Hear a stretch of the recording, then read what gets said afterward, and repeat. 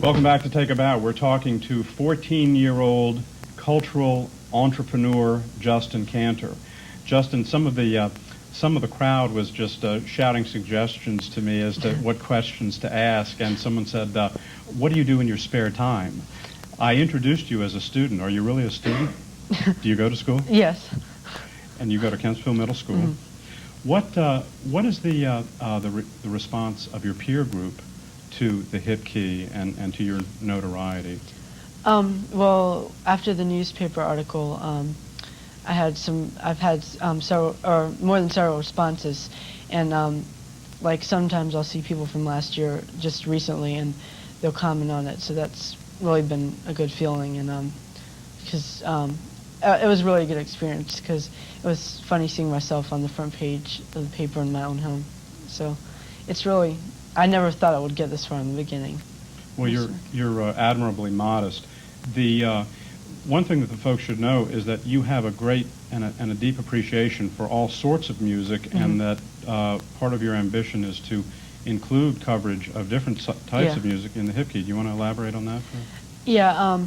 Well, ever since I've been doing the magazine, really, I've been seeking out people who are interested in music and maybe a specific type, or maybe if they want to write stories, and who are also good writers. And each time in the magazine I put a page, like, and I say contribute, like if it's someone that's interested in writing and would like to write for the magazine, then they can send their name and address and info to my dad's business, Bertie Kantor. Well, through the magic of Sandra's graphics, we'll be able to flash an address on the screen, and perhaps you'll get some responses.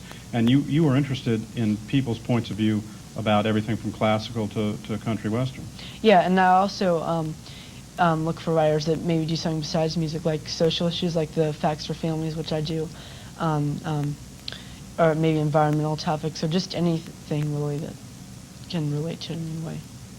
Okay. Because I want to expand the boundaries as much as I can. This address would be, for those out there with pens and paper, that would be 3502 East Princess Anne Road. 01. 3501 East Princess Anne Road, Norfolk, Virginia. And the zip is? 23502. 23502. Thank you, Justin. My whole life flashed in front of me yet again.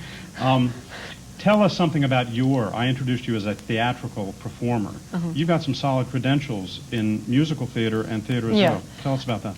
Well, for 5 years straight in a row, each summer I attended Norfolk Academy, the Academy Arts program.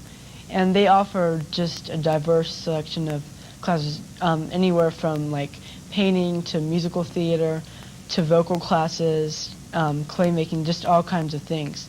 And cooking. There's just a lot of opportunities, and I took a musical theater class for several years, and we'd basically choose different songs and incorporate our own dance steps into it, and we'd also do some singing. And as far as theater, I've also had a lead role in a musical at a music camp in the summer of '91, and my all-city course director in that year, her name was Deborah Carr, and she runs this camp every year at a church in Portsmouth, and it was just a musical, and all the characters were instruments, and I portrayed a violin, and so that was my first lead role. But prior to that, I had had several minor roles in school plays, and I had been in some talent shows at my school.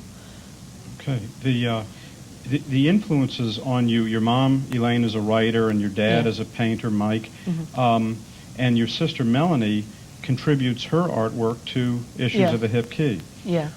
This is a potpourri of influences, obviously, and as you said, when you were a child, your first Fisher-Price little record player, you thought it was miraculous. Mm-hmm. What are some of the other influences, perhaps, that have led you to this point?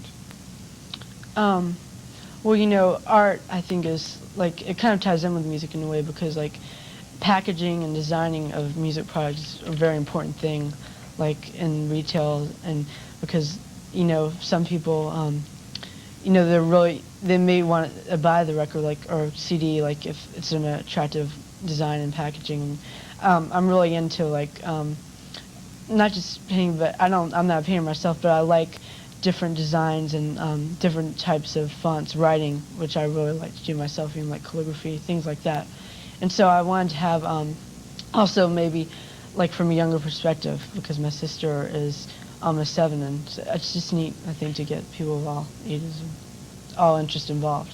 The hip key may even seg into yet more directions than we've already discussed. Yeah. When you're talking about aesthetics and you're using phrases like retail, Yeah. we're getting close to marketing, and Yeah. you're a student of many of the subcultures of dance music and rhythm and blues. And again, I read where you were informing people about what was going to hit months before any of the adult professionals had any idea. Is that strictly through your pursuit of, I know your dad takes you to these obscure record stores in D.C. and in New York. Is that how you keep a track on that as well, or is it word of mouth? Well, it can be from anywhere, really. Like, like maybe I'll see it reviewed or covered somewhere, and I'll try to track it down. Or maybe if I find it, and I also have a good friend at Burley, and he's a DJ, and his name is Kip Ludwig, and he's given me some promotional copies of things before that maybe weren't released quite yet, and that's helped. And there's been a number of influences, I think. A lot of networking. And just maybe I'll see, like a catalog, like Unique Music Corporation, they'll have a lot of new stuff that is hard to find anywhere else, because it's just easy to order from them as opposed to trying to go to a store and order it, because it's hard to get that stuff. Do you attend concerts? Yeah. Are you an avid concert goer? Well, whenever there's someone that I really like, actually lately there hasn't been a wide amount of concerts I've been to, but there was a big one this summer, and it was Shaka Khan and El DeBarge, and they were going to be performing at the Chrysler Hall. And anyways, the show was canceled because they didn't sell enough tickets, and so Shaka Khan, she did a concert at a nightclub called the Broadway. And The Broadway? Here in Norfolk? Yes, in Norfolk. And my dad's business, Brody Kantor, they sell non-alcoholic products to the company, and he knows the manager personally. And so, anyways, we didn't even know about the change until like a day before.